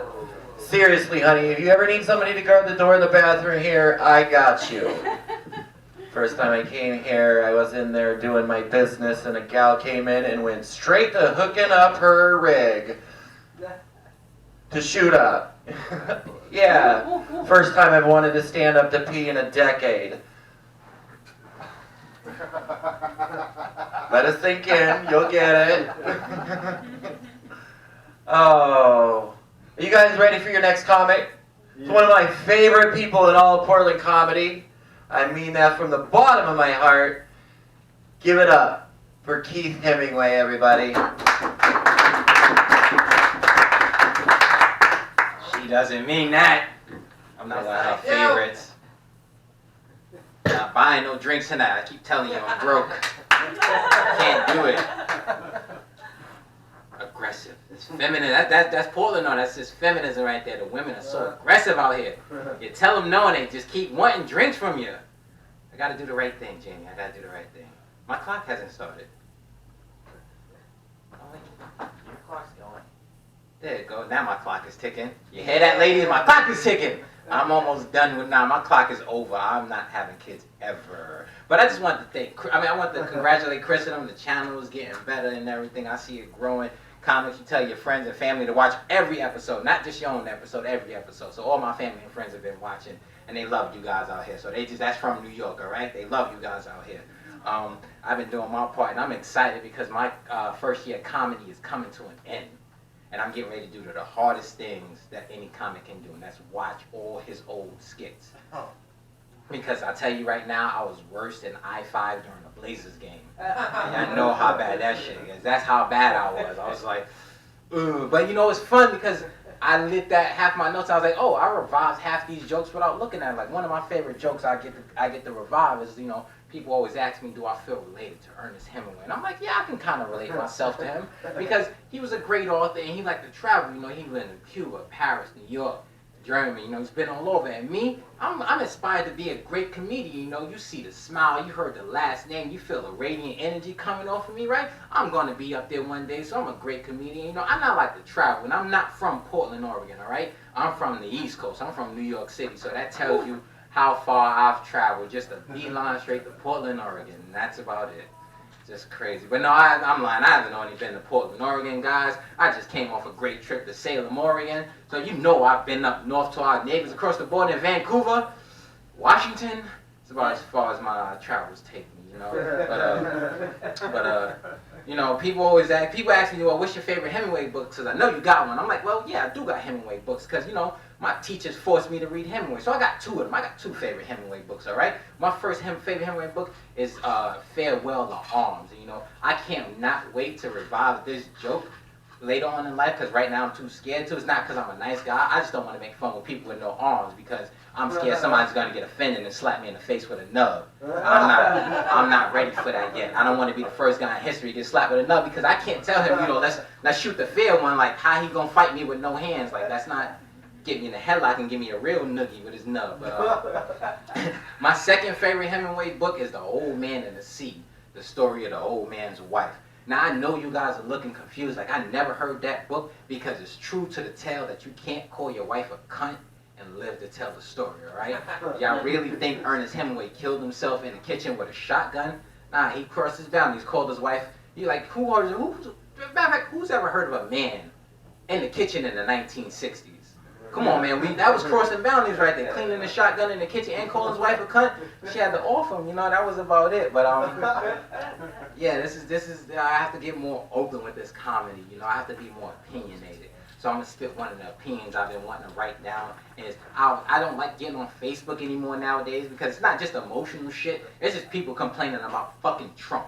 All this, Trump this, Trump that, Trump this, you know. And I'm not a Trump supporter, but I want to ask all my fellow people who hate Trump, what have you done to try to get him out of presidency, you know? Have you created a petition, and how many? Because one is not enough. You got to create a lot of them to have some change. And have you gone down to Washington, marched on the front yard, and just raised your voice so you know he hates you and all that? And has anybody started mowing lawns lately? Has anybody? Nobody's been, no more lawn? Because you know, when you mow a lawn, a sniper earns a bullet, you know, so we're just waiting on Trump to, just waiting on Trump to pass that right lawn right there, you know what I'm saying? I'm going to tighten that one up, though, because it's a challenge on it, you know, I'm going to tighten that one up. I got 3 minutes. What else can I spit? I like Portland, you know. I like dating in Portland, though. You know, dating in Portland is really, really good. I like it because, you know, you get to know a girl, you start texting her, and, you know, one day you ask her, you know, can you come home? She's like, no, I don't know you. You might be a serial killer. But I'll come to your house. I'm like, shit, okay, that's cool. I didn't want to carry my tools on me today anyway. I was having kind of a lazy day. But I get it, though, why women don't want to, you know, men to come to the house because they got that one special sweater they promised they'll give to their friend, you know. They can't get blood on it. There's already a lot of liquor stains and cum on it. Can you imagine how rude she'd be if she put blood on that sweater for her? She wouldn't like Sally. So, like, God damn it, Sally, you bitch. I already had to clean the blood and the wine out. Oh, wait, I mixed that up. I'm sorry, that's my dyslexia showing.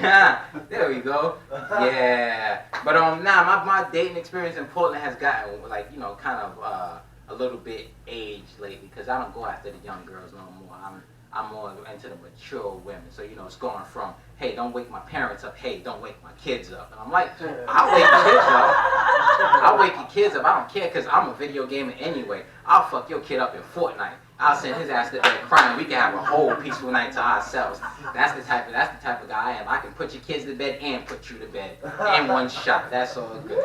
But I got a minute left. Let's see if I can get this one off in a minute. Because I like Portland a lot. And this city is full of the three things that I like. This city is full of hope, you know? Hopes that people would just stop moving here, all right? Because I'm from New York. And I understand the pressures of everybody moving here and the city's getting congested and things are going up. But this is Portland. You guys are all about equality, and you guys are just hating everybody Californically. You gotta hate them all. It's like Pokemon. You hate them all and then go back, you know? And this city's full of, you know what? I'm gonna give Portland a real big break on this one. Because I'm starting to realize it's not just Portland, it's the whole fucking state of Oregon. That you guys, you don't know how to drive here sometimes, you know? Some people drive, nobody here drives with common sense. Everybody here drives with emotions. And I'm pretty sure I'm pretty sure the state of Oregon is responsible for the relationship status.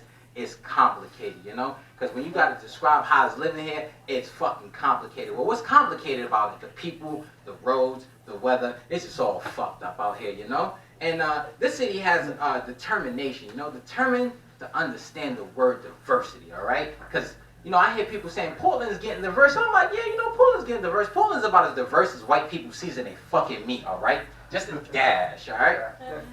But I like Portland so much that I give it my own little rating system. Because on a scale of 1 to 50 shades of mayonnaise, Portland is about a John Denver. Right? But that's my white privilege right there, because if a black man know about John Denver, he can deliver drugs in peace. Cops don't mess with him. I'm not a peaceful drug dealer, you know? But I still got my black privilege, because I can say the N-word, all right? I can call anybody in this room nappy and get away with it. Right? You call me nappy, highest level of racism. I call you nappy, your hair just messed up for the day, all right? You guys have been great. My name is Keith Hemingway. Follow me on Instagram. Follow me home, because I might drive off the fucking cliff of one of these back streets. Thank you, everybody. Woo! Keith Hemingway, everybody. All right. You know, Fortnite. I'm like really way off on Fortnite, but I've been trying. I'm really trying on Fortnite, and I really feel like I'm this close to getting to the point where it's 94 people insulting me instead of just 3. You know what I mean? Fortnite joke, guys. Fortnite joke. See, it's teams of 4 versus 100. I said 96 anyway, so it doesn't really matter. If you're gonna do jokes, the point is get your math right. That's why that joke didn't land. You all were with me on the premise, right? It was that, no, the math isn't right. I'm gonna hold the laugh back because he was off by 2. I get it. I respect it. I respect it, you guys. You know who else I respect? God bless the child that's got her own. God bless the child that earns her own. God bless the kind of woman that's got the sexual gravity to knock a man's face off his fucking head. Let's give it up for one of my favorite human beings on the face of the earth, Miss Amelia Duos. How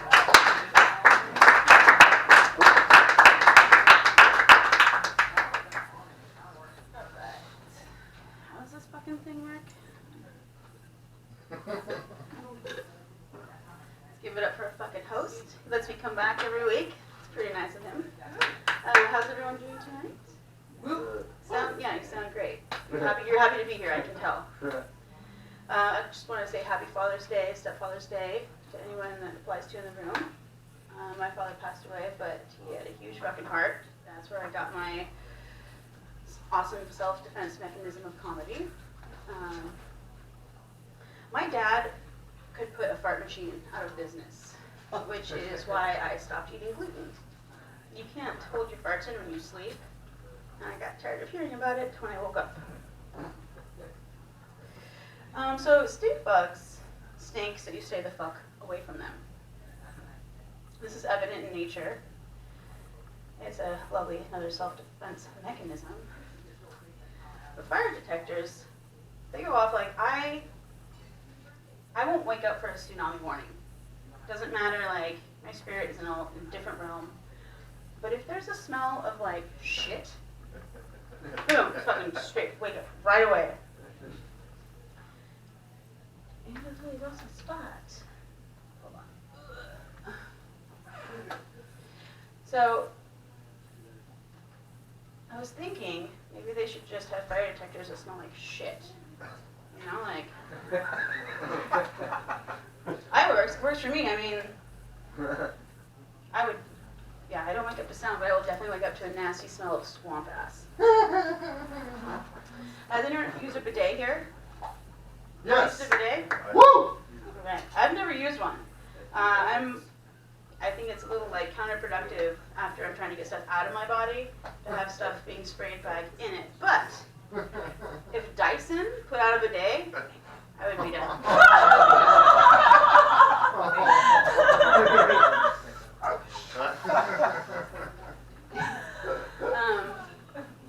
I noticed something the other day, and I don't know if anyone else put this together, but I'm pretty sure Victoria's Secret is colorblind. I have numerous pairs of panties that say pink all over them, and they're not pink. I mean, like, we're just gonna let that shit go? It's just like another fucking thread in the veil. So I was stuck in traffic the other day behind a vehicle that said many stops, do not follow. I was like, you know, I need that on my back. Like, many stops, do not follow. Wide turns, occasionally lost, many blind spots, intense as fuck, loud language, not always nice. Tonight, getting ready for work, I like to incorporate a little yoga as I'm getting dressed. So putting on pants usually incorporates me bending over, exhaling into ragdoll position, palms on the ground, hands on my pants. Inhale, pulling my pants up. Exhale, kick my foot back into warrior one, hands on my hips. Inhale, belly button to the spine, zip these fuckers up, and button them. Exhale, I'm feeling pretty lucky, just like my pants said. And then I was like, fuck, this took a lot to get these on, and I'm pretty sure my boyfriend wanted me to wear a dress tonight, but I'm just gonna throw heels on instead. I fucking hate Androids, and I had to get an Android phone recently. That's a whole story for next Friday. It gave me a massive appreciation for iPhones, because I've had to download so many shitty fucking apps. They give me these stupid ads in the middle, and they trick me every fucking time.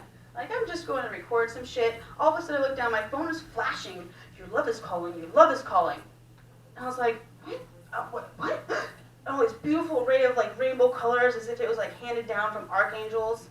And I'm like, wait, I don't have a love. And I'm like, wait, what if I don't have a love in my phone? Like, wait, what if this is like a sign? Like, oh my god, and all these emotions start coming out of me, like distrust, like excitement, and then I'm like, oh my god, am I gonna pass the moment? And so I click it, and I was like, oh, it's just an ad. All right.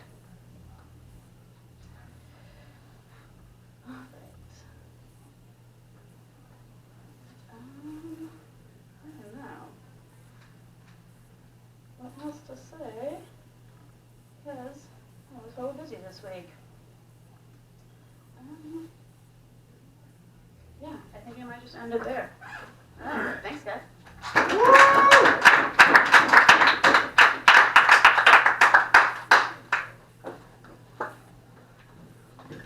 Amelia Duos, everybody.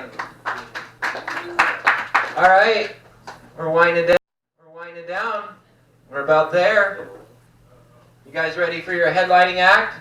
Yeah. All the way from Los Angeles, California. Let's go. Mario Rodriguez, everybody. Thank you. Hello. All right, let's get into it. You know how people say they want to have a beer with their president? You know what I mean? Fuck that. I want to be able to do some coke with my president, you know what I mean? I want to be able to rack some lines with who I vote for, you know what I mean? Brett knows what I'm talking about, dude. I want to vote for someone who I can imagine cramming into a bathroom stall to be taking key bumps off his fucking mom's key, you know what I mean? I want to vote for that. You know why? Because cokeheads will always tell you the truth. They're never going to lie to you. You know what I mean? You're gonna grab into that motherfucker. You'll learn about Atlantis. You learn how like Joe DiMaggio killed fucking JFK. You learn that 9/11 was a PR stunt by 911 operators for brand awareness. You know what I mean? That one made me chuckle too when I wrote that too. Cause like, nothing made 911 more popular than 9/11. I don't know. I was a poor kid growing up. Thank you. My parents fought a lot about over money. And one time, it was dinner time, and my parents were arguing, and my dad flipped the table over. Plates go crashing, food everywhere, my sister crying, And I'm young, but I'm pissed, you know what I mean? Because I was kind of like a fat kid, you know what I mean? And I was like a fat, poor kid. You have nothing to look forward to besides dinner, you know what I mean? So I was mad. I was like, dude, what the fuck, man?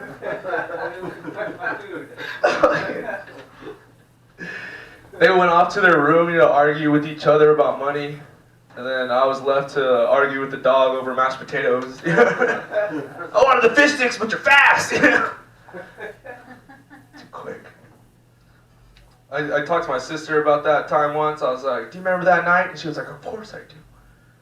I was like, dude, what did you eat that night? I had to eat the mashed potatoes. She was like, dude, I made myself a sandwich. What the fuck? I was looking at your dumb ass. Oh my God.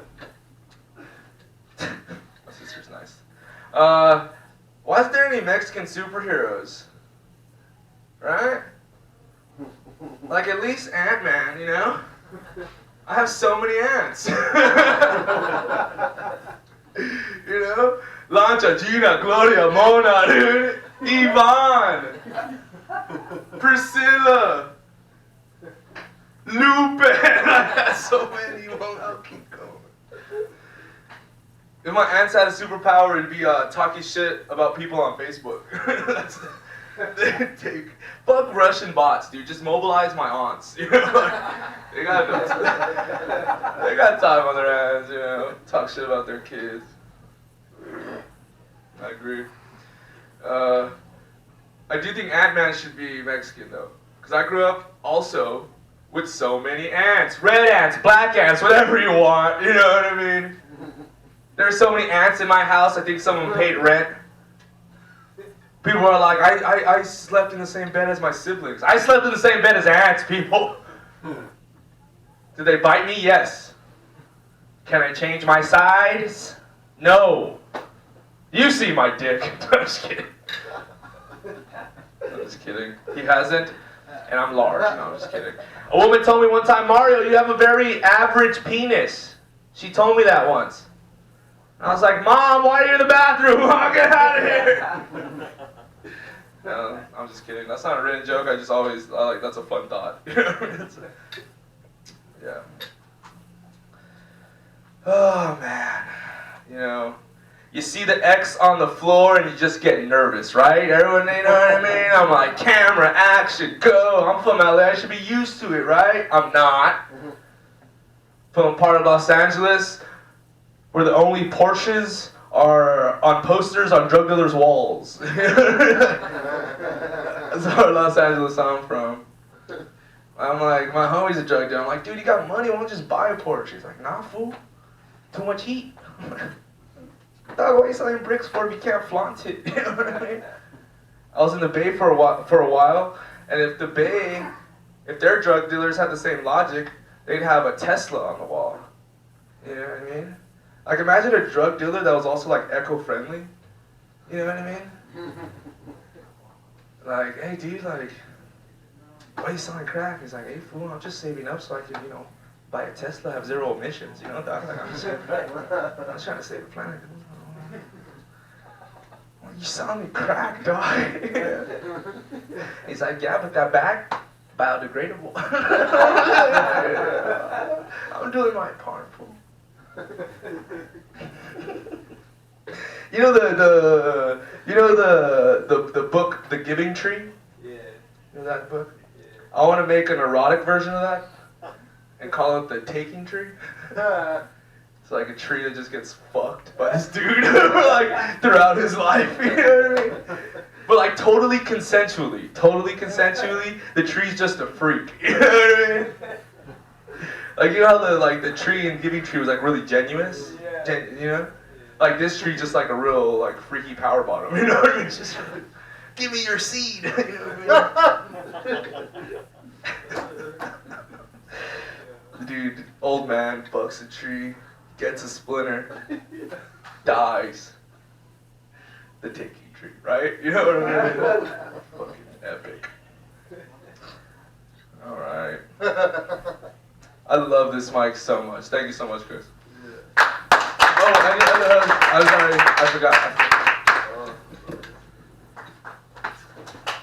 It's so weird. Mario looks so much taller from over there. I thought, man, hold on. Oh my God, Mario Rodriguez, everybody. You guys, it's been another HotBox. I want to leave you with, first of all, the tree would say, tell me I'm naughty. It's a thought, right? Guy, one laugh tonight, right? Good for me. Also, comedy is about a lifestyle. It really is. It really is. And that means finding the funny where you can. Some of you people have noticed they're kind. Not to mention that I have bum mouth. I have homeless teeth. And, you know, I think that's really polite of you. I have homeless teeth. I thought about getting my teeth fixed, and I really was close recently. And then I found out the greatest thing in the world. I just want to share this gift with you, especially if you don't like flossing. This is a great reason to stop. When I go to lunch with my friends, and we're sitting down, I can just start talking like, oh, well, thank you guys for, God bless you people for bringing me out to eat here at this fabulous restaurant right here, guys. You're so Christian.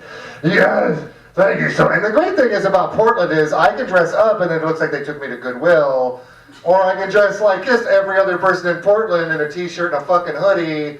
And this voice is real fucking natural, yeah. And I like to get up and pass a hat around and give people a chance at the restaurant. And Mother's Cafe does not like me to come back there anymore on Sundays. But that's okay, you guys. You're very good to come out here at the HotBox tonight, you guys. Thank you very much. I'll see you all next Friday at 9 o'clock. Woo! All fired up a desolation angel. A shooter from the hip in a sonic tempo.